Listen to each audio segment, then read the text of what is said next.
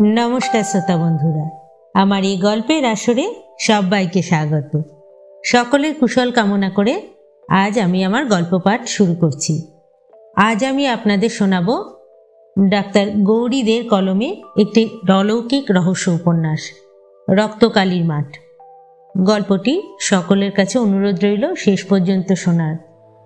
ভালো লাগলে অবশ্যই লাইক করবেন আর আমার চ্যানেলটিকে সাবস্ক্রাইব করে আমার কিন্তু সহযোগিতা করবেন। আপনাদের সহযোগিতা আর ভালোবাসা আমার একমাত্র কাম্য। শুরু করছি আজকের গল্প। অনেকটা ফাঁকা মাঠ, সেই মাঠ পেরিয়ে একটা কালী মন্দির আছে। লোকে বলে ওটা প্রায় 200 বছরের পুরনো মন্দির। সেই মন্দিরের পাশ দিয়ে একটা চওড়া খাল কাটা রয়েছে। কে জানে কবে কখন কারা কেটেছিল। তবে ওই খালের সঙ্গে যে গঙ্গার যোগাযোগ আছে তাতে সন্দেহ নেই। খালটায় সবসময় জল থাকে এবং সে জলের আবার গতিও আছে। ওই খালটার নাম হলো মরণ খাল। সে কি, মরণ খাল বলে আবার নাম হয় নাকি? জিজ্ঞেস করলো মৈনা। সায়ন বলল, আমিও ঠিক এক প্রশ্নই করেছিলাম ওনাকে। উনি বললেন ঠিক মন্দিরের সামনে একটা হাড়ি কাঠ বসানো আছে, ওখানে আগে নাকি নরবলি দেওয়া হতো, তারপর মোষ, এখন পাঠায় এসে দাঁড়িয়েছে। আর ওই মাঠটা তখন ছিল জঙ্গলে ভরা। ডাকাতরা ওখানে আশ্রয় নিত আর ওই মন্দিরে পুজো করে ডাকাতি করতে যেত। ওই ডাকাতদের একজন মা কালীর পুজো করতে করতে সে নাকি কাপালিক হয়ে যায়। লোকে বলে আজও সে রাত্রির বেলায় মায়ের পুজো করে নরবলি দেয়। রাত 2টোর পর দূরের গ্রামের লোকেরা শুনতে পায় কে যেন জয় মা জয় মা বলে চিৎকার করছে আর ঘন্টা বাজাচ্ছে। কি বলছিস যাতা, 200 বছর কোনো মানুষ বেঁচে থাকতে পারে? অশোক অবিশ্বাসের হাসি হাসে। দেখ, ওসব কোনো বদমাশ লোকের কাজ। গ্রামের লোককে ভয় দেখিয়ে জায়গাটা হাতাবার মতলব। যা বলেছিস বসন্ত, অশোক বলল। মৈনাক বলল, চল সায়ন, আমরা নিজের চোখে ব্যাপারটা দেখে আসি। আমরা এই যুগের ছেলে, ওসব অন্ধ কুসংস্কার মেনে নেব যাচাই না করে, তাই আবার হয় নাকি? যাবি? সায়ন একটু গম্ভীর হয়ে বলল, যতটা সহজে কথাটা বললি ততটা সহজ নাও হতে পারে, জীবনের রিস্ক থাকতে পারে। মৈনাক বলল, বল না, তুই ভয় পেয়েছিস? সায়নের মনে লাগলো কথাটা। ও বলল, ভয় কাকে বলে সায়ন জানে না রে। আর জীবনের রিস্ক সে তো যে কোনো অ্যাডভেঞ্চারেই আছে, তাহলে তো আর নতুন কিছু করাই যায় না। গুড, এই তো তুই ঠিক। চল আমরা দুজনেই যাব। সেই ভালো, তোরা ফিরে এলে শুনবো তোদের কাছে আসলে ব্যাপারটা কি। সায়ন বলল, আমি তাহলে ডিটেলসটা জোগাড় করি। তবে একটা কথা, বাড়িতে বলবো বেড়াতে যাচ্ছি, রক্তকালীর মাঠের কথা বলবো না, ওরা তাহলে যেতে দেবে না। রক্তকালীর মাঠ, সেটা আবার কোনটা? সমস্বরে প্রশ্ন করে সকলে ওরা। সায়ন একটু অবাক হয়ে বলে, তোদের বলেছি তো, বলিনি? ওই মাঠটার নামই তো রক্তকালীর মাঠ, যেখানে মন্দিরটা রয়েছে। তারপর মৈনাকের দিকে তাকিয়ে বলল, দেখ ঠিক যাবি তো? মৈনাক বলল, নিশ্চয়ই, তুই ব্যবস্থা কর। হ্যাঁ রে, তা কাপালিক কি রোজ রাতেই নরবলি দেয়, সেটা জিজ্ঞাসা করেছিস? সায়ন বলল, ওহো, সেটা বলা হয়নি। রোজ রাতে পুজোর শব্দ পাওয়া যায়, কিন্তু নরবলি দেয় প্রত্যেক অমাবস্যায়। মৈনাক তখন বলল, এই অশোক, বাংলা ক্যালেন্ডারে দেখ তো অমাবস্যা কবে। অশোক দেওয়ালে টানানো ক্যালেন্ডারটা দেখে বলল, সামনে শুক্রবার। বাহ, ভালো দিন। মৈনাক বলল, আমরা তাহলে বৃহস্পতিবার দুপুরে বেরিয়ে শুক্রবার রক্তকালীর মাঠে যাব, আবার শনিবার ফিরে আসব। সায়ন তখন বলল, ঠিক আছে, আমি রাজি। আজ মঙ্গলবার, হাতে 2 দিন সময় আছে। এর মধ্যে সব খবরাখবর নিয়ে আমরা রওনা হব। তুই বৃহস্পতিবার সকালে খাওয়া দাওয়া করে আমার বাড়ি চলে আসিস, ওখান থেকে একসঙ্গে বেরুবো। বর্ধমান লোকাল ধরে ব্যান্ডেল, কতক্ষণেরই বা পথ। কিন্তু কার মুখ দেখে যে ওরা বেরিয়েছিল কে জানে। কোথায় কি হয়েছে তার জন্য অবরোধ। এদিক ওদিক করে ওরা যখন ব্যান্ডেলে পৌঁছলো তখন রাত প্রায় 10টা। এরপর আর কোথাও যাওয়া সম্ভব নয়, বিশেষ করে রক্তকালীর মাঠে তো নয়। কারণ এখান থেকে মরণখালীর যা দূরত্ব, তাতে যেতে গেলে ঘন্টা 3 তো লাগবেই। তাছাড়া অচেনা অজানা জায়গা, রাত্রের বেলা, কার কি মনে আছে কে জানে। এতটা রিস্ক নেওয়া যায় না। ওরা তখন ঠিক করলো রাতটা কোথাও কাটিয়ে ভোরবেলা যাবে। কিন্তু রাতটা কাটাবে কোথায়? অল্প বয়সী সব ছেলে, হাতে তেমন পয়সা কড়িও নেই, খাওয়া দাওয়া তো করতে হবে। সবচেয়ে ভালো হয় একটা ধর্মশালা গোছের কিছু পেলে, পয়সা কড়িও কম লাগবে, রাতটাও কাটানো যাবে। ওরা রাস্তাতে একটা বেঞ্চে বসে এসব আলোচনা করছিল। এমন সময় একটা মাঝবয়সী লোক এসে বলল, বাবু, থাকার জায়গা খুঁজছেন? এই অন্ধকার রাত্রে যখন যে যা নিজের ঘরের দিকে পা বাড়িয়েছে, তখন হঠাৎ এই লোকটা যেন ধূমকেতুর মতো কোথা থেকে উদয় হলো। লোকটা সারা শরীর সাদা চাদরে মোড়া, যেমন বাপ মা মারা গেলে পরে ঠিক সেই রকম। মুখময় খোঁচা খোঁচা দাড়ি, কতদিন যে কামায়নি কে জানে। লোকটার কথা শুনে কানে কানে বলল সায়ন, সাবধান মৈনাক, মালপত্র হাতানোর জন্য বোধহয় এসেছে। মৈনাক একগাল হেসে বলল, ভালো বলেছিস ভাই, সঙ্গে একটা প্যান্ট, একটা শার্ট আর একটা গামছা। পয়সার মধ্যে ট্রেনের টিকিটের পয়সা ছাড়া আর মাত্র সামান্য কয়েকটা টাকা খাবার জন্য। এ তো এরা ছোবেও না, ছুঁড়ে ফেলে দেবে। আমাদের আর ভয় কি, কথা বলে দেখ না যদি উপকার হয়। সায়ন তখন বলল, আজ রাতটা কাটাবার মতো ঘর চাই, কিন্তু আগেই বলে রাখছি পয়সা কড়ি ফাঁকা। লোকটা বলল, দেখুন বাবু, আমি পয়সা কড়ি ছুঁই না, কি হবে পয়সায়? তবে আমি কোনোদিনও কারুর অপকারও করিনি। রাত্রিটায় মানুষ বেশি ঝামেলায় পড়ে বলে আমি এই রাত্রিরেই ঘুরে বেড়াই। আপনাদের দেখে মনে হলো আশ্রয় চাই। স্কুলের ছেলেরা খরচ করবার মতো পয়সাই বা কোথায় পায়, তাই এলাম সাহায্য করতে।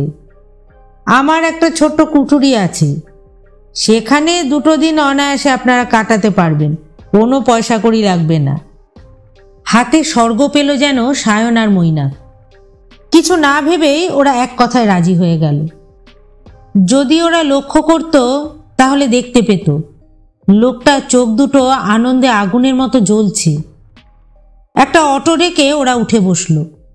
কিন্তু কত দূর? চলছে তো চলছেই, পথ যেন আর শেষ হয় না। হাত ঘড়িতে সায়ন দেখল রাত প্রায় 12টা। ও আর না বলে পারল না। কি ব্যাপার বলুন তো, কত দূরে আপনার বাড়ি? এই তো বাবু, সামনেই, গ্রামের শেষ প্রান্তেই আমার বাড়ি। তারপরই শুরু হচ্ছে রক্তকালীর মাঠ। আতকে উঠল মৈনাক আর সায়ন। রক্তকালীর মাঠ, তার কাছে ওরা এসে পড়েছে। গাড়িটা হঠাৎ থেমে গেল। ওরা সকলে নামলো গাড়ি থেকে। একটা একচালা দাওয়াওয়ালা কুঠুরি। লোকটা অটোটাকে ভাড়া দিয়ে দিল। মৈনাক আর সায়ন দুজনে টাকা দিতে গেল, কিন্তু লোকটা নিল না। বলল, যাবার সময় দিয়ে যেও, এখন সকলে ঘরে যাও। মৈনাক আর সায়ন মন্ত্রমুগ্ধের মতো ঘরে গেল। সমস্ত শরীরটা যেন নিজেদের বশে নেই। লোকটা ঘরের মধ্যে একটা প্রদীপ দিয়ে গেল, বলল, শুয়ে পড়ো, রাত হয়েছে, কাল তোমরা বরং রাত্রিরে মন্দিরে যেও। লোকটা বেরিয়ে গেল। ঘরের দরজাটা বোধহয় বাইরে থেকে বন্ধ করে দিল। মৈনাক বলল, আমরা কার পাল্লায় পড়লুম রে? সায়ন বলল, ভয় কি, আমাদের তো আর হারাবার কিছু নেই রে, দেখাই যাক না কি হয় শেষ পর্যন্ত। কাল আমরা মাকে দর্শন করে পালিয়ে যাব। মাঝরাতে ঘুম ভেঙে গেল সায়নের। প্রচণ্ড জলতেষ্টা পাচ্ছে, সঙ্গে টর্চ ছিল। সেটা জেলে ঘরের চারদিকে খুঁজে দেখল সায়ন। কোথাও কুজো টুজো কিচ্ছুই নেই, অথচ দরজা বন্ধ। লোকটাকে গিয়ে যে বলবে সে উপায়ও নেই। কি মনে করে আর একবার চেষ্টা করলো দরজাটা খুলতে। আশ্চর্য, হাত দিতেই দরজাটা খুলে গেল। বাইরের দাওয়ায় লোকটা বসেছিল এত রাতে, ঘুমোয় না নাকি? সায়নকে দেখে মুখ তুলে তাকিয়ে বলল, ঘরের মধ্যে কুজো আছে, জল খেতে পারো। সায়ন জোর দিয়েই বলল, কই, নেই তো, আমি দেখেছি। লোকটা এক ধমক দিয়ে বলল, আছে, আমি বলছি আছে, দেখো গিয়ে। ওর গলার স্বরে এমন কিছু ছিল, সায়ন আর কথা বাড়ালো না, ঘরে ফিরে এলো। আর আশ্চর্য, ঘরে এসে দেখলো কুজো আছে এবং তাতে জলও ভর্তি আছে। সায়ন মনে করলো একবার মৈনাককে ডেকে ব্যাপারটা বলে, কিন্তু মৈনাক এত গভীর ঘুমে আচ্ছন্ন যে ওকে ডাকতে তার মায়া হলো। আবার বিছানায় শুয়ে পড়ল সায়ন, কিছুতেই ঘুম আসছে না। ভাবলো, লোকটা তো জেগেই আছে, ওর সঙ্গে একটু গল্প করে কাটিয়ে দিলে কেমন হয়। সায়ন বেশ কিছুক্ষণ ধরে এপাশ ওপাশ করে আবার বাইরে বেরিয়ে এলো, কিন্তু লোকটা গেল কোথায়? চারদিকে বনবাদার, ঝিঝি পোকার তীব্র শব্দ, তার সঙ্গে হুহু করে বয়ে চলা ঝোড়ো বাতাসের শব্দ। তার মধ্যে সে শুনতে পেল কে যেন বলছে, সায়ন মৈনাক, সায়ন মৈনাক, সায়ন মৈনাক। অবাক হয়ে গেল সায়ন, কে যেন তাদের ডাকছে। হঠাৎ লক্ষ্য করলো মৈনাক ঘুমন্ত অবস্থায় উঠে বসল। ও ডাকল, মৈনাক। কোনো সাড়া পেল না। মৈনাক উঠল, তারপর ঘুমের ঘোরে এগিয়ে চলল বনের দিকে। সায়ন খুব সজাগ, কিন্তু মৈনাক কোথায় যাচ্ছে দেখার জন্য ও মৈনাককে অনুসরণ করে চলল। দূরে এক জায়গায় আগুন জ্বলছে, সে আগুনের সামনে লোকটা বসে আছে আর বিড়বিড় করে কি সব বলছে। ওদের দিকে পিছন করে বসে আছে কালো মিশমিশে একটা দৈত্যের মতো লোক। সায়ন ঠিক বুঝতে পারল না ব্যাপারটা, কিন্তু দেখলো মৈনাক প্রায় আগুনের কাছে চলে এসেছে। ও সব ভুলে চিৎকার করে উঠল, মৈনাক, যাসনি রে। চমকে ফিরে তাকালো মৈনাক। সায়নকে দেখে অবাক হয়ে জিজ্ঞাসা করলো, আমি কোথায় রে? সায়ন বলল, সামনে তাকিয়ে দেখ। কিন্তু সায়নের কথা শেষ হলো না। সায়ন নিজেই অবাক হয়ে গেল। আশ্চর্য, আগুনও নেই, লোকটাও নেই। তাহলে কি এতক্ষণ ও স্বপ্ন দেখছিল? আর মৈনাকই বা কেন এলো এখানে? মৈনাক বলল, জানিস, আমায় কে যেন ডাকছিল, আয় আয় করে। সায়নের মুখটা ফ্যাকাশে হয়ে গেছে নানা রকম এই ঘটনায়। ও বলল, ঘরে চল মৈনাক, এখানে বেশিক্ষণ থাকাটা ঠিক হবে না। ওরা কুঠুরিতে ফিরে এলো। সেখানে আরেক বিস্ময়, ওরা দেখলো দাওয়ায় শুয়ে লোকটা ঘুমোচ্ছে। মৈনাক আর সায়ন মুখ চাওয়াচাই করলো। তারপর ওরা ঠিক করলো সকাল হলে একটু ফাঁক বুঝেই ওরা পালাবে, কিন্তু সে সুযোগ আর কিছুতেই পাচ্ছিল না। ঘরে ঢুকলো লোকটা এক গাদা লুচি, তরকারি আর মোহনভোগ নিয়ে। কাল থেকে ওরা প্রায় অভুক্ত। খাবার দেখে ভাবলো আগে তো খেয়ে নি, তারপর পালাবো। আবার ভুল করলো ওরা, পেট পুড়ে খেলো। দারুণ সুস্বাদু খাবার, বড় তৃপ্তি হলো খেয়ে। কিন্তু তারপর আর ওদের কিচ্ছু মনে নেই। সন্ধ্যের পর ওদের ঘুম ভাঙল। সায়ন বলল, সব জামা কাপড় এখানে থাক, ওসব নিয়ে পালাতে গেলে ধরা পড়ে যাব। তার চেয়ে এই সুযোগ, চল মায়ের মন্দিরে যাই, ওখানে নিশ্চয়ই লোকজন থাকবে, আমরা বেঁচে যাব। ভাবা মাত্র কাজ। সৌভাগ্যের কথা লোকটা ওদের দেখতে পায়নি। ওরা ছুটতে ছুটতে সোজা রক্তকালীর মাঠের ভেতরে মন্দিরের সামনে এসে হাঁপ ছেড়ে বাঁচল। পুরোহিত পুজোর জোগাড় করছেন। 2-4 জন গ্রামের লোক দাঁড়িয়ে আছে পুজো দেখবে বলে। ওরা ওদের সঙ্গে মিশে গেল, কিন্তু চমকে উঠল মায়ের মূর্তির দিকে তাকিয়ে। ওহ, সে কি ভয়ঙ্কর মূর্তি! এক পিঠ কালো ঘন অন্ধকারের মতো চুল এলিয়ে আছে, ঘোর কৃষ্ণবর্ণ রং, সম্পূর্ণ উলঙ্গ দেবী, প্রায় 5 ফুট লম্বা, টকটকে লাল জিভ, টকটকে লাল চোখ, সারি সারি নরমুণ্ড মালা, প্রত্যেকটা নরমুণ্ড যেন জীবন্ত। তাদের গলা দিয়ে টপ টপ করে রক্ত পড়ছে, আর সেই রক্ত খাচ্ছে এক শ্মশানচারী শিয়াল। তার লম্বা জিভ দিয়ে টপ টপ করে রক্ত ঝরে পড়ছে, আর শিয়ালের দাঁতগুলো কেমন লাল, মনে হয় রক্ত লেগে আছে। কিন্তু ভালো করে দেখে ওরা বুঝলো, ওরকম মনে হলো সত্যি, কিন্তু শিয়ালটা জীবন্ত নয়। ঠিক মন্দিরের চাতালে একটা হাড়ি কাঠ। চমকে উঠল সায়ন। সে কি দেখছে? সায়নের সারা শব্দ না পেয়ে মৈনাক সায়নের দিকে তাকালো, তারপরে দৃষ্টি অনুসরণ করে তাকালো ওই হাড়ি কাঠের দিকে। সাংঘাতিক চমকে উঠল মৈনাক। চাপা স্বরে সায়নকে বলল, আমি এসব কি দেখছি রে? এ তো রক্তগঙ্গা বইছে, আমি ভুল দেখছি না তো? তাহলে কি এইমাত্র বলি দেওয়া হয়েছে? চল তো ভালো করে দেখি। সায়ন মৈনাকের কথার কোনো উত্তর দিল না, পায়ে পায়ে হাড়িকাঠের কাছে এসে দাঁড়ালো। দেখলো হাড়িকাঠ থেকে রক্ত গড়িয়ে সরু ধারায় বয়ে চলেছে খালের দিকে।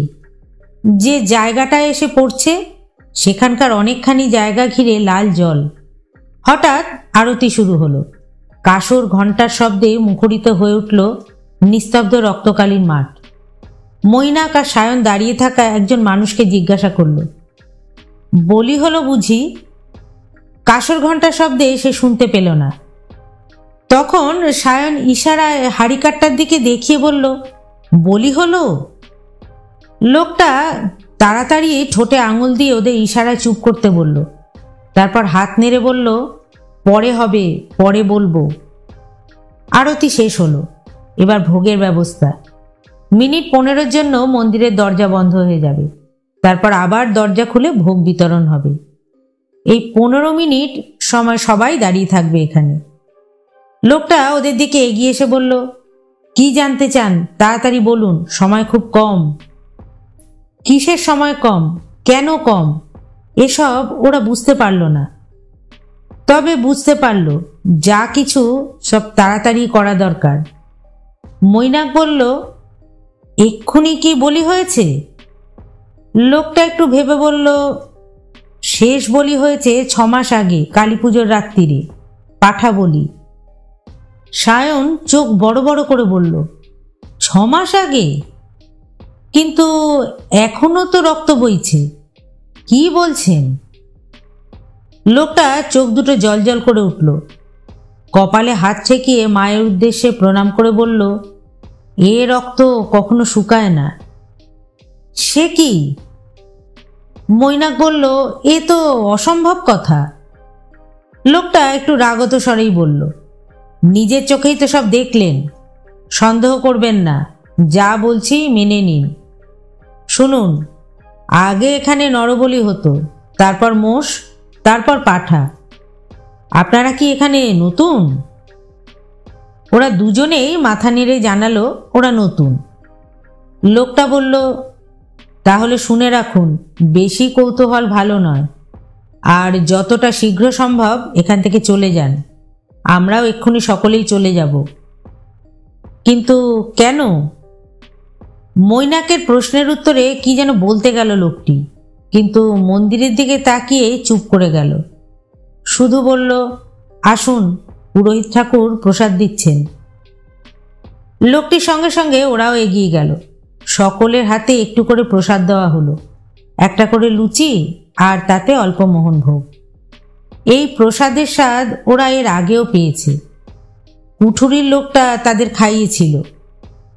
ওরা প্রথমটা ইতস্তত করছিল, তারপর যখন দেখলো সবাই খাচ্ছে ওরাও খেলো। সায়ন বলল, আমাদের যে তরকারি দেওয়া হয়েছিল তার মধ্যে ঘুমের ওষুধ দিয়েছিল, এটায় ওসব নেই।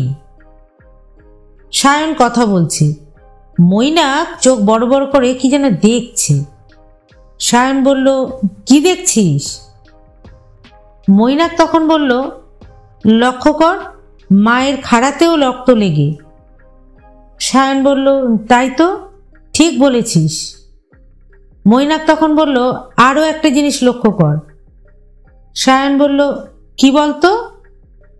মৈনাক বলল, দেখ, পুজোর পর আবার নতুন করে আরতির জিনিস সাজানো হয়েছে, থালায় ফুল বেলপাতা দিয়ে নতুন করে জোগাড় করা হয়েছে। সায়ন তখন বলল, দূর, এ আবার কি দেখব, ও তো কাল সকালের জোগাড়।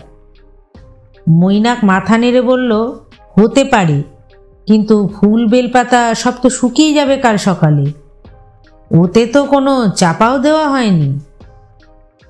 প্রায় সবাই একে একে চলে যাচ্ছে। পুরোহিত মন্দিরের দরজা বন্ধ করার আগে ওদেরকে ডাকলেন, তোমরা কে?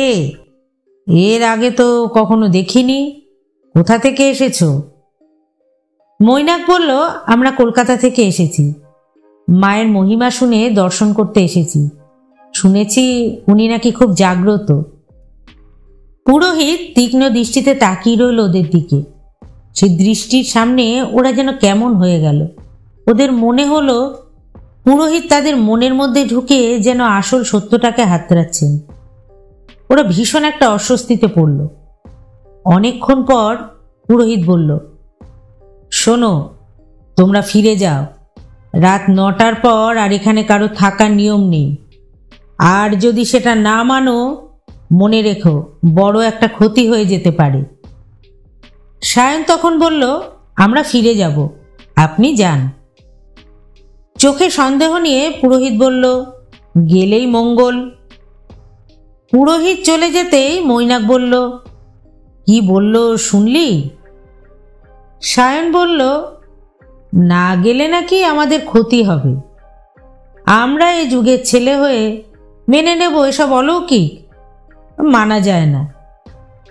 আমার কি মনে হয় জানিস, কিছু ধান্দাবাজ লোক এসব করছে, লাল রং ঢেলে রক্ত বলে ভয় দেখাচ্ছে, নিশ্চয়ই ওদের কিছু মতলব আছে। মৈনাক তখন বলল, আমারও তাই মনে হচ্ছে, কিন্তু বদমাশ লোকের পাল্লায় পড়লে তো বেঘরে প্রাণটাও যেতে পারে। তা যাক, এসেছি যখন এ শেষ দেখেই ছাড়ব।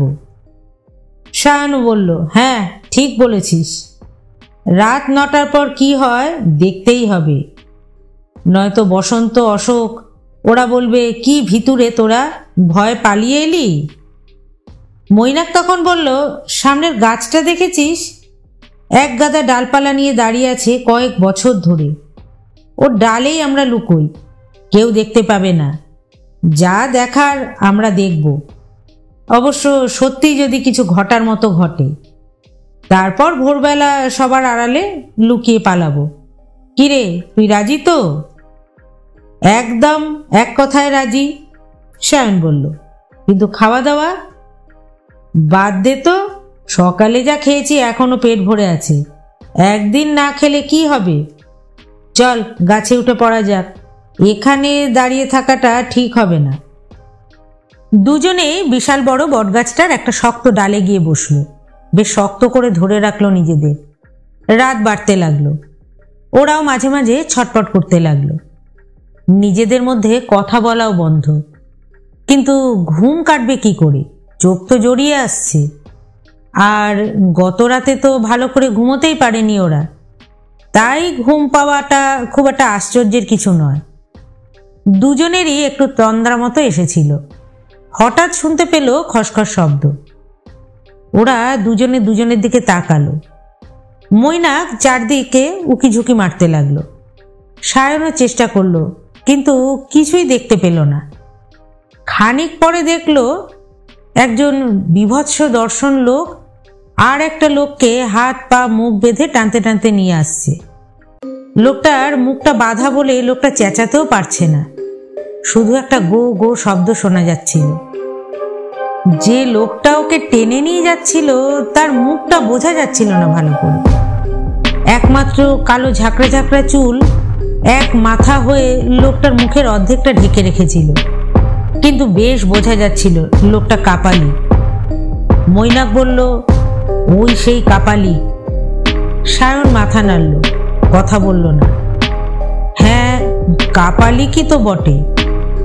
গলায় কত বড় বড় রুদ্রাক্ষের মালা আর হাতে রুদ্রাক্ষের বালা পরা, কাপড়ের রং লাল। কিন্তু সঙ্গের লোকটাকে ওদের মনে হলো কোথায় যেন দেখেছে। সায়ন ওর দিকে তাকিয়ে তাকিয়ে বলল, চিনেছি। মৈনাক বলল, আস্তে, চেঁচাসনি। কে বলতো? সায়ন বলল, ভালো করে লক্ষ্য কর, এই লোকটাই আমাদের কুঠুরিতে টেনে নিয়ে গিয়েছিল না? ঠিক তো। ওরা দেখলো কাপালিক লোকটাকে পাজা কোলা করে তুলে নিল। ওহ, কি সাংঘাতিক শক্তি ওই লোকটার। কাপালিক লোকটাকে পাজা কোলা করে তুলে নিয়ে গিয়ে মরণ খালের জলে বেশ করে 3 বার চোবালো। তারপর আবার সেই অবস্থায় নিয়ে গেল মায়ের মন্দিরের দরজার কাছে। লোকটাকে শুইয়ে দিয়ে কাপালিক চিৎকার করে উঠল, মা, মা, মাগো। ওহ, সে কি কান ফাটানো চিৎকার! সমস্ত গাছটা যেন সেই শব্দে কেঁপে উঠল।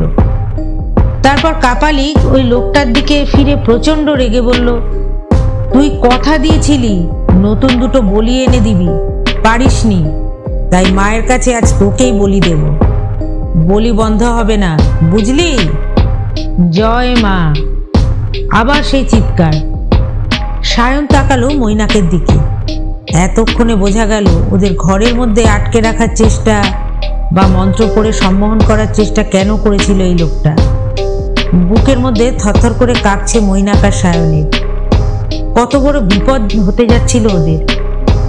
এখনো তো ওরা বিপদমুক্ত নয়। একবার যদি ওরা ওদের দেখতে পায়, সঙ্গে সঙ্গে গাছ থেকে নামিয়ে বলি দেবে। কাপালিকটা মায়ের পুজোর ফুল নিয়ে প্রথমে মাকে পুজো করলো, তারপর সেই প্রসাদী ফুল ছিটিয়ে দিতে লাগলো লোকটার গায়ে। এই জন্যই পুরোহিত পুজোর জোগাড় করে রেখে গিয়েছিল। ব্যাপারটা এবার পরিষ্কার হয়ে গেল ওদের কাছে। কাপালিক মায়ের পায়ে অঞ্জলি দিল জবা ফুল দিয়ে। গাছের ওপর থেকে সব নজরে পড়ছে ওদের, কিন্তু কাপালিকের মুখটাই দেখতে পাচ্ছে না। কাপালিক আরো একবার চিৎকার করে উঠল, মা, মা বলে। তারপর ধূপ ধুনো জেলে পঞ্চপ্রদীপ দিয়ে শুরু করলো আরতি। ঘন্টার শব্দ আর কাপালিকের মা মা ডাক চারদিকে ছড়িয়ে পড়তে লাগলো। গাছের ওপর বসে প্রচন্ড ভয় আর উত্তেজনায় কাঁপছে ওরা। পাছে পড়ে যায় তাই প্রাণপণে চেপে ধরে আছে গাছের ডাল। আরতি শেষ হলো। কাপালিক হাত পা বাঁধা লোকটাকে কাঁধে ফেলে নিল। লোকটা মুক্তির চেষ্টায় গো গো শব্দ করছে আর ছটফট করছে, কিন্তু কাপালিকের শক্তির কাছে একেবারে অসহায় সে। কাপালিক কাঁধে তুলে নিল লোকটাকে। অবলীলাক্রমে তাকে নিয়ে চলল হাড়িকাঠের কাছে। হাড়িকাঠের মধ্যে তার গলাটা ঢুকিয়ে কাঠটা আটকে দিল। লোকটা ভীষণভাবে ছাড়া পাওয়ার চেষ্টা করছে, বুঝিবা মাটি সমেত হাড়িকাঠটাই উপড়ে যায়। কাপালিক গ্রাহ্য করল না, ফিরে গেল মন্দিরে। ডান হাতে মায়ের খাড়াটা নিল আর বাঁ হাতে নিল মরার খুলি। খাড়াটা অন্ধকারে চকচক করছে। সেটাকে মাথার উপর ঘোরাতে ঘোরাতে কাপালিক এগিয়ে চলল হাড়িকাঠের দিকে। মুখে সেই এক ডাক, মা, মা। তারপর হাড়িকাঠের সামনে দাঁড়িয়ে মরার খুলিটা লোকটার মাথা বরাবর লক্ষ্য করে একটু দূরে রাখলো। তারপর 2 হাতে খাড়াটা মাথার উপর তুলে জয় মা বলে এক কোপ বসিয়ে দিল লোকটার গলা লক্ষ্য করে। সঙ্গে সঙ্গে সেই গগনভেদী চিৎকার, জয় মা। খাড়া নেমে এলো আর সঙ্গে সঙ্গে মুন্ডুটা ছিটকে পড়লো বিলের জলের কাছে। আর ধরটা সে কি ছটপটানি! মৈনাক বুঝিবা অজ্ঞান হয়ে যাবে। সায়ন বুঝতে পেরে এক হাত দিয়ে চেপে ধরে আছে মৈনাককে। ওর নিজেরও শরীর খারাপ লাগছে, কিন্তু মন দুর্বল করলে আর রক্ষে নেই, প্রাণটা যাবে। তাই মনটাকে শক্ত করে বসে রইল। তারপর কাপালিক যা করলো তা আরো বিভৎস। ধর থেকে যে রক্ত ফিনকি দিয়ে পড়ছিল সেটা মরার খুলিতে সংগ্রহ করলো। সে খুলিটা নিয়ে মায়ের পায়ে ঠেকিয়ে বলল, নে মা, রক্ত পান কর, তুই তৃপ্ত হ মা, তুই তৃপ্ত হ। বলতে বলতে নিজেই সেটা খেয়ে নিল। মৈনাক আর পারল না, ঢলে পড়ল সায়নের গায়ে। সায়ন প্রাণপণ চেষ্টা করে মৈনাকের দেহটা চেপে বসে রইল, কিন্তু কতক্ষণ পারবে সে বসে থাকতে তাতে ওর সন্দেহ ছিল। শরীরটা ক্রমশই ভার হয়ে আসছে, কিন্তু কাপালিক চলে না যাওয়া পর্যন্ত ওকে থাকতেই হবে এই অবস্থায়। কিন্তু আর যে পারছে না, যে কোনো মুহূর্তে মৈনাককে নিয়ে পড়ে যাবে। চোখটা যেন কেমন ঝাপসা হয়ে যাচ্ছে। ও দেখতে চেষ্টা করলো কাপালিক কোথায়। ঘাড় ঘুরিয়ে দেখারও উপায় নেই, বুঝতে পারলো না কাপালিক চলে গেছে কিনা। হঠাৎ মনে হলো গ্রামের ভেতর থেকে কোনো মোড়ক ডেকে উঠল। তবে কি ভোর হচ্ছে? জীবনে সায়ন যা কোনোদিন করেনি আজ তাই করল। ভেউ ভেউ করে কাঁদতে কাঁদতে বলল, হে ঈশ্বর, জানি না কত পাপ করেছি জীবনে, কোনোদিনও তোমাকে ভালো করে ডাকিও নি। সত্যি তুমি যদি থাকো, রক্ষা করো ভগবান, রক্ষা করো আমাদের। আবার মোড়ক ডাকলো সেই মুহূর্তে। এবার নিশ্চিত সায়ন, ভোর হচ্ছে, আর ভয় নেই। মনে হতেই হাতের জোর আলগা হয়ে গেল, আর মৈনাককে জড়িয়ে সায়ন গাছের উপর থেকে পড়ে যেতে লাগলো নিচে। ডাল পাতায় ভরা বিশাল গাছ, ওদের দেহটা ধাক্কা খেতে খেতে পড়তে লাগলো মাটিতে। লুটিয়ে পড়ার ঠিক আগের মুহূর্তে সায়ন দেখলো একটা বীভৎস মুখ ওর দিকে তাকিয়ে আছে। মানুষের মুখ যে এত বিশাল আর বীভৎস হতে পারে বা এত ভয়ঙ্কর হতে পারে তার কোনো ধারণাই ছিল না সায়নের। চোখ দুটো কঠোরাগত, যেন একটা কঙ্কাল। চোখের ওপরে ভ্রু দুটোর ওপর লোমগুলো লম্বা হয়ে সেই চোখের ওপরটা প্রায় ঢেকে ফেলেছে। বিশাল হাঁ মুখ, আফ্রিকানদের মতো চওড়া চওড়া দুটো ঠোঁট, মূলোর মতো দাঁত, তার মধ্যে আবার দুটো দাঁত কুকুরের দাঁতের মতো তীক্ষ্ণ। এ যেন একটা রক্তচোষা ভ্যাম্পায়ার। তারপর কি হলো সায়নের আর মনে নেই। যখন জ্ঞান ফিরল, চারদিকে কত লোক ঘিরে দাঁড়িয়ে আছে ওদের, আর পাশেই বসে আছে ক্লান্ত বিধ্বস্ত মৈনাক। আশেপাশের মানুষরা বলল, কি দাদা, ভালো আছেন তো এখন? আমরা ভোরবেলা কাজে বেরিয়ে দেখতে পেলাম আপনারা দুজনে অজ্ঞান হয়ে পড়ে আছেন, কি করে এমন হলো? মৈনাক বলল, দুজনেরই শরীরটা একটু খারাপ ছিল, কিছু ভাববেন না, আমরা ঠিক চলে যেতে পারবো। আজই কলকাতায় ফিরে যাব। আপনারা যান, আপনাদের অসংখ্য ধন্যবাদ আমাদের সাহায্য করতে এগিয়ে এসেছেন বলে। আশেপাশের লোকেরা চলে যেতেই সায়ন বলল, আমাদের ব্যাগ দুটো পড়ে আছে ওই লোকটার ঘরে, কিন্তু লোকটা তো আর নেই, চল জামা কাপড়গুলো নিয়ে পালাই। মৈনাক বলল, হ্যাঁ তাই চল। ব্যাগে শুধু জামা কাপড়ই নয়, ওর ভেতরে কিছু টাকাও আছে, সরিয়ে রেখেছিলাম, পরে দরকার হলে নেব। সায়ন বলল, তাহলে চল, জিনিস দুটো নিয়ে এক্ষুনি পালাতে হবে। কাল কাপালিকটা কি বলছিল তোর মনে নেই? কি বলছিল বলতো? মৈনাক বলল, বলছিল দুটো নতুন বলি আনবি বলেছিলি না, কি হলো? ঠিক আছে, যতদিন না নতুন বলি পাওয়া যায় তোকেই মায়ের সামনে বলি দেবো, বুঝলি? সায়ন তখন বলল, তাহলে মনে হয় কাপালিক আজ আমাদের খুঁজে বার করবেই, তার চেয়ে পালানোই বুদ্ধিমানের কাজ। ওরা কুঠুরির দরজার সামনে এলো, চারদিকটা একবার দেখে নিল, তারপর সোজা ঢুকে গেল ঘরের মধ্যে। দুটো ছোট ছোট কাঁধ ব্যাগ তুলে চট করে বেরোতে যাবে, হঠাৎ দুজনে ভূত দেখার মতো চিৎকার করে উঠল। তাদের ঠিক সামনেই দাঁড়িয়ে আছে কুঠুরির মালিক, যে লোকটাকে ওদেরই চোখের সামনে এক কোপে কেটে কাপালিক কাল রাতে রক্ত খেয়েছিল। লোকটার হাতে এক প্লেট লুচি তরকারি। এসে মাটিতে রেখে বলল, নাও সব খেয়ে নাও, চিন্তা করো না, আজ রাতে তোমাদের আমি নিজে নিয়ে যাব মাতৃদর্শনে। তারপর লোকটা চলে যেতে যেতে আর একবার পেছন ঘুরে তাকালো, তারপর দাঁড়িয়ে গেল, বলল, আর একটা কথা, তোমরা কিন্তু কাল রাত্রিরে ঘরে শোওনি। আমি একবার এসে ফিরে গেছি, একেবারে তোমাদের দেখতে পেলুম গাছতলায়। কি করছিলে গাছে বসে? ভাগ্য ভালো, উত্তর শোনার জন্য আর দাঁড়ালো না লোকটা। কিন্তু মৈনাক আর সায়নের তো এবার অজ্ঞান হয়ে যাবার মতো অবস্থা। এ কি করে সম্ভব? কাল রাতে কি তবে ওরা অন্য কোনো লোককে দেখলো? না না, তা কি করে সম্ভব? ওরা দুজনে একসঙ্গে ভুল দেখতে পারে না। কথাগুলো বলে চলে যায় লোকটা, আর সঙ্গে সঙ্গে খুট করে শব্দ। তার মানে এবারও ওরা বন্দী হলো লোকটার হাতে। মৈনাক বাবা মায়ের একমাত্র সন্তান। ওদের কথা ভেবে হাউমাউ করে কেঁদে উঠল। বলল, সায়ন, আমাদের আর ফেরা হলো না রে। সায়ন ধমক দিয়ে বলল, এ তুই কি করছিস মৈনাক? মনকে শক্ত কর, উপায় বার কর। এভাবে বেঘরে প্রাণ দেব বলে মনে করিস না। হঠাৎ সায়নের মাথায় একটা বুদ্ধি খেলে গেল। ওর মুখে হাসি ফুটল। দেখা গেল প্ল্যানের কথা শোনার পর মৈনাকের মুখেও আশার আলো ফুটল। সায়ন বলল, আমরা খাবারগুলো খেয়েছি কিনা দেখার জন্য লোকটা ঠিক ঘরে ঢুকবে একবার। সায়নের কথাই ঠিক হলো। খানিক পরে লোকটা ঘরে ঢুকলো। দেখলো সব খাবার পড়ে আছে, ওরা কিছুই খায়নি।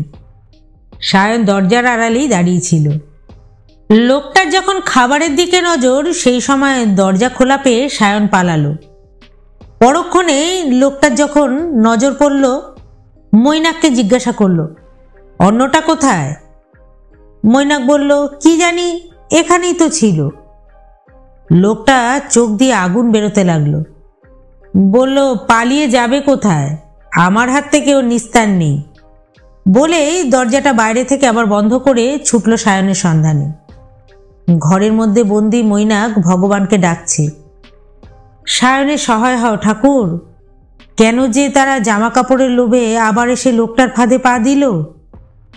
সায়ন ছুটছে প্রাণপণে, দিক বিদিক জ্ঞানশূন্য হয়ে ছুটছে। সামনেই লোকালয়, ওকে সেখানে পৌঁছতেই হবে। ও পরিষ্কার পায়ের শব্দ আর ডাক শুনতে পাচ্ছে লোকটার।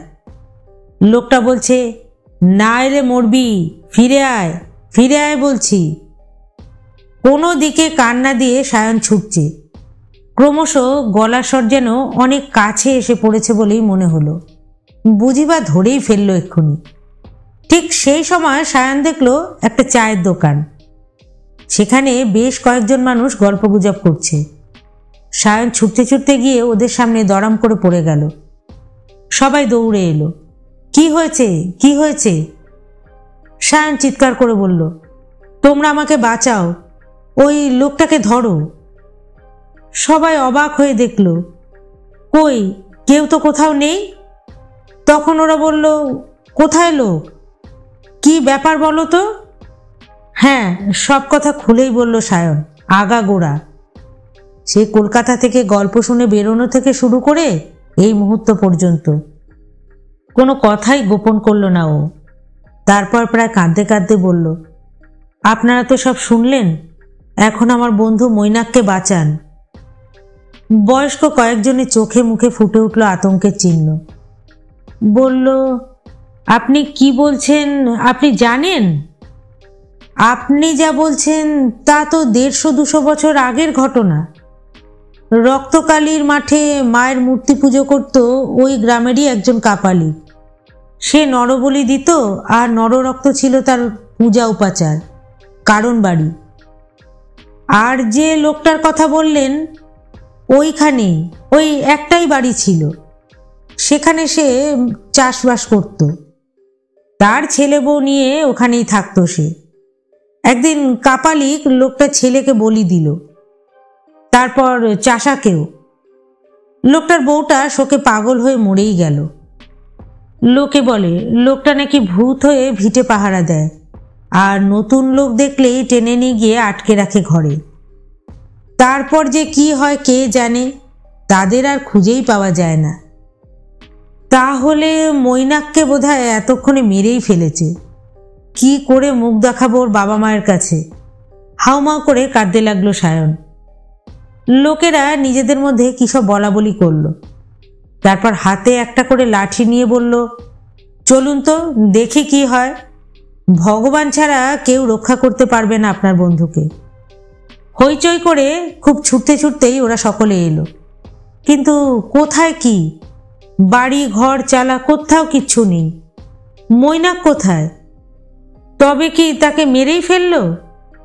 চিৎকার করে উঠল সায়ন, মৈনাক, মৈনাক, সাড়া দে ভাই। হঠাৎ এক গ্রামবাসী বলে ওঠে, এই দেখ তো এখানে কে পড়ে আছে। সায়ন ছুটে গিয়ে দেখল মৈনাক আবার জ্ঞান হারিয়ে আছে। একটা ঝোপের মধ্যে পড়ে আছে মৈনাক। বেশ খানিকক্ষণ পর জ্ঞান ফিরতে সায়ন মৈনাককে জিজ্ঞাসা করল, তুই এখানে এলি কি করে? মৈনাক ধুঁকছে, বড় ক্লান্ত, তবু বলল, তুই বেরিয়ে যাবার পর লোকটাও গেল তোর পিছু পিছু। খানিক পরে ফিরে এসে চোখ পাকিয়ে বলল, ঠিক আছে, দুটো না হয় একটাকেই আজ মায়ের পায়ে বলি দেব। তারপর লোকটার চেহারাটা বদলে গেল একটা পিশাচের মতো। বড় বড় দাঁত বার করে দুহাতে আমাকে ধরতে এলো। আমি ওর হাত থেকে বাঁচবার চেষ্টা করছিলাম। এমন সময় খুব হৈ হৈ শব্দ। লোকটা এদিক ওদিক তাকিয়ে আমাকে ছেড়ে দিল, কিন্তু যাবার আগে খুব জোরে একটা ধাক্কা খেলাম। ছিটকে পড়লাম কোথায় কে জানে। মনে হলো একটা শক্ত কিছু লাগলো আমার মাথায়। আমার জ্ঞান চলে গেল। তারপর আমি আর কিচ্ছু জানি না। সায়ন দেখলো মৈনাকের কপালটা নীল হয়ে ফুলে উঠেছে।